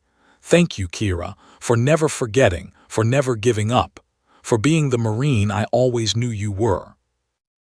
They sat together as full dark settled, stars emerging overhead. The mountain silence profound and peaceful, 2 ghosts who'd found their way back from the dead, who'd kept promises no one else believed possible. After a while, Maya spoke. You should stay for dinner. It's not much, but I've got venison stew and bread. I'd like that. They went inside.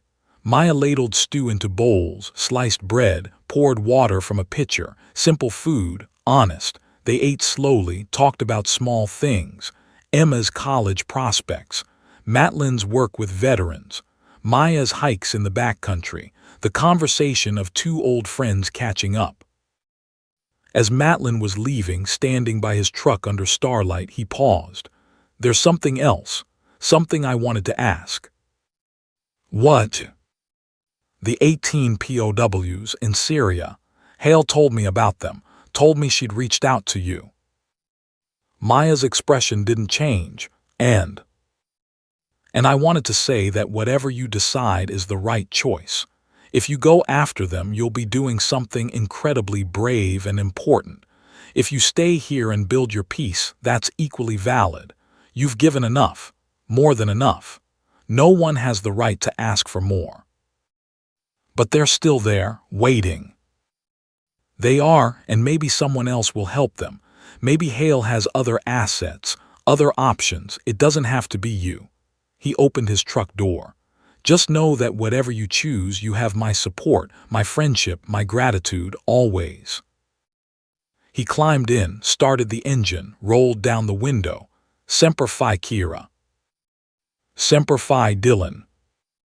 She watched his taillights disappear down the mountain road. Stood in the darkness listening to the engine fade. Then silence, just wind through trees and the distant call of a hunting owl. She walked back into her cabin, looked at the shelf, at the helmet, at the dog tags, at the compass now returned to her, at the photograph of 12 men at Arlington. Walked to her laptop, opened it. Found the encrypted email from Hale, 18 POWs, locations, intelligence, timeline. Her cursor hovered over the delete button. One click and the decision would be made.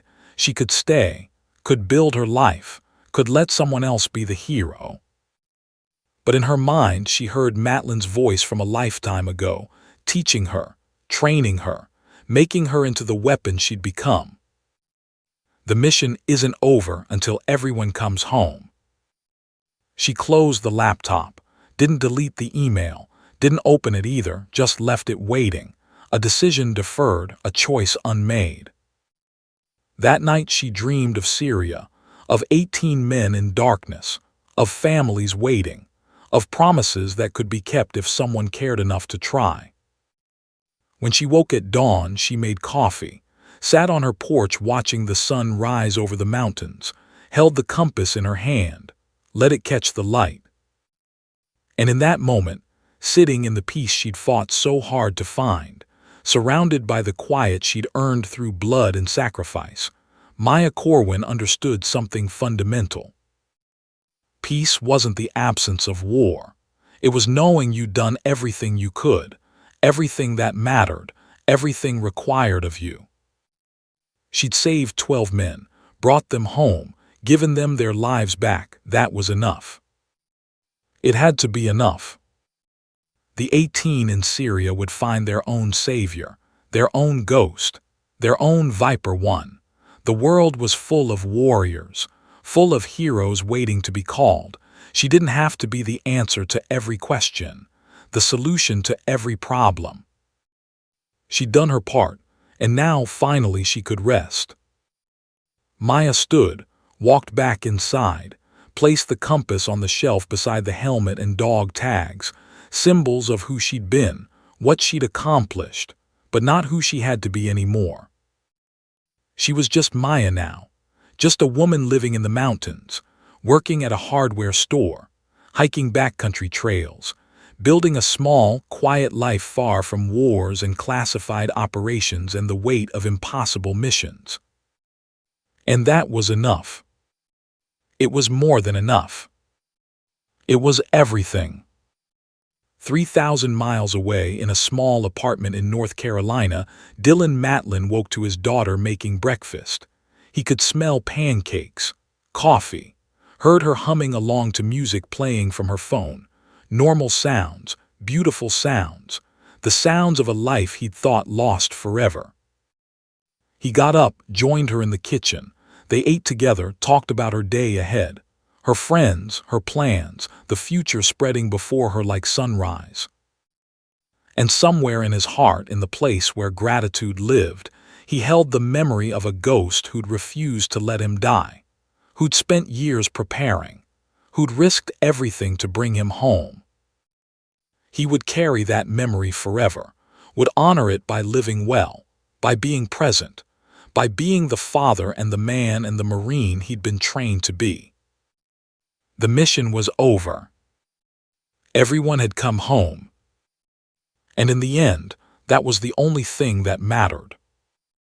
Outside his window, the sun climbed higher. Morning traffic built. The world turned. Life continued in all its messy, beautiful, ordinary glory.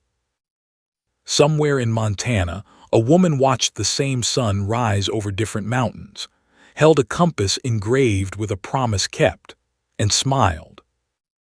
The last stand had ended. Not with fire and fury, not with medals and parades, but with quiet satisfaction, with peace earned, with the understanding that some victories are measured not in recognition, but in the simple, profound knowledge that when it mattered most, when everything hung in the balance, the right thing was done. 12 men were home. 12 families were whole. And one ghost could finally rest. Semper Fidelis. Always faithful. Mission complete.